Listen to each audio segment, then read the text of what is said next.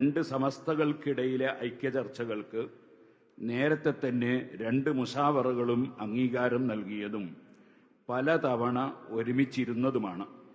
അതിൻ്റെ നിർമ്മാണാത്മക ഫലങ്ങൾ കേരളം അനുഭവിക്കുന്നുമുണ്ട്.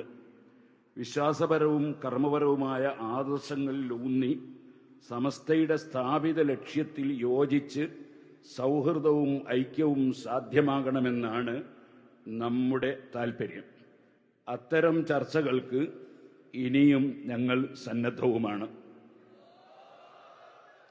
ക്രിയാത്മകമായ ഈ ചർച്ചകളെയും ശ്രമങ്ങളെയും മാന്യമായും ബഹുമാനത്തോടെയുമാണ് നമ്മൾ സമീപിക്കേണ്ടത്.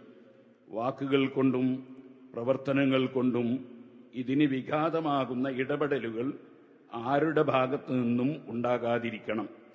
പലതരം വികല ആശയങ്ങൾ അതീശത്വം നേടുന്ന കാലത്ത് വിശ്വാസത്തിൻ്റെയും ആദർശത്തിൻ്റെയും ബലത്തിൽ ഒരുമിച്ച് നിന്ന് സ്നേഹത്തിൻ്റെ ലോകം പണിതുയർത്താൻ എല്ലാവരും ഒറ്റക്കെട്ടാകണം.